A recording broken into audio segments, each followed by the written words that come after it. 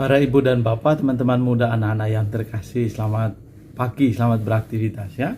Kita bersyukur untuk hari ini atas berkat Tuhan yang boleh kita terima dari kebaikannya. Bacaan hari Jumat yang pertama di dalam bulan Desember tanggal 2 tahun 2022. Hari ini kita bersyukur boleh bermenung, menimba inspirasi sabda Tuhan untuk perjalanan rohani kita hari ini dan seterusnya dari Injil Matius bab 9 ayat 27 sampai 31. Dikisahkan bahwa ada dua orang buta mengikuti Yesus sambil berseru-seru, "Kasihanilah kami, hai anak Daud." Setelah Yesus masuk ke dalam sebuah rumah, datanglah dua orang buta itu kepadanya. Yesus berkata kepada mereka, "Percayakah kalian bahwa aku dapat melakukannya?" Mereka menjawab, "Ya Tuhan, kami percaya."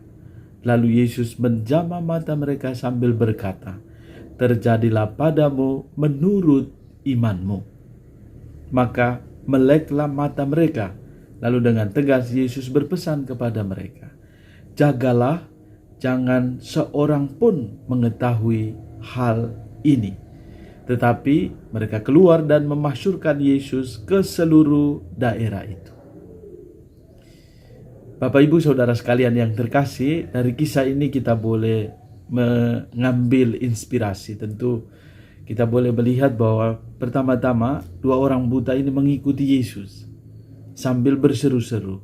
Tentu yang biasa kita alami dalam perjalanan hidup kita, kalau kita mengikuti seseorang, pasti ada sesuatu, ada hal apa yang boleh kita ikuti.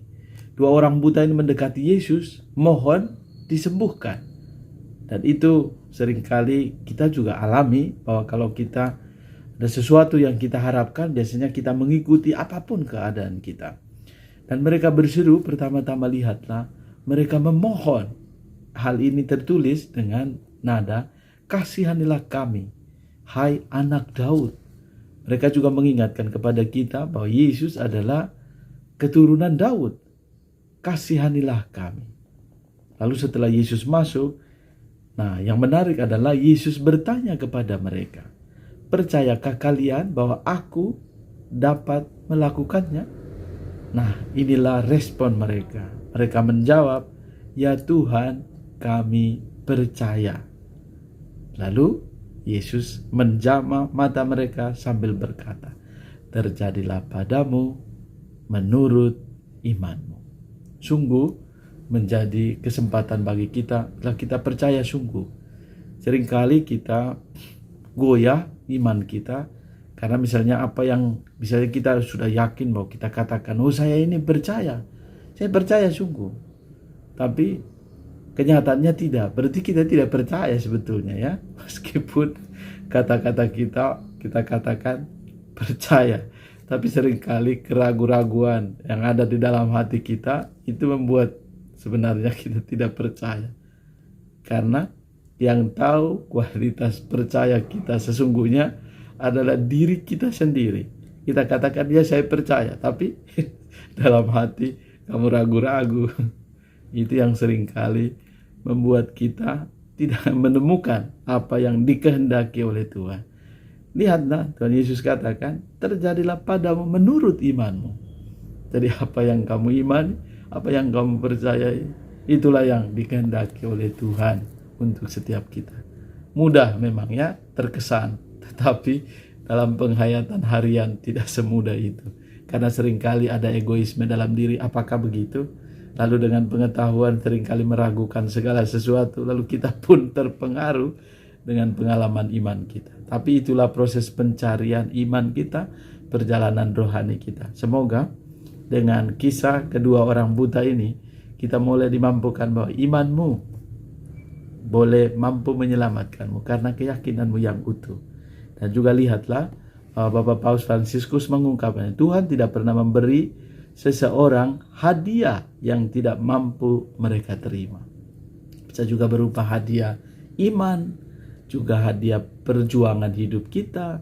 Sungguh-sungguh Tuhan adalah terang dan keselamatanku.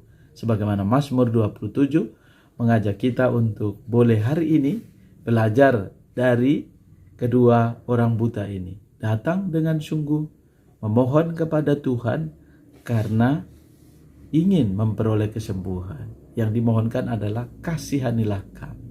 Kita dengan penuh kerendahan hati memohon agar Allah berbelas kasih kepada setiap kita, yang bisa jadi secara fisik kita mampu melihat tetapi buta dalam hal rohani, buta karena situasi kita, karena keegoisan diri yang seringkali membuat kita bahkan lebih buta dari fisik kita.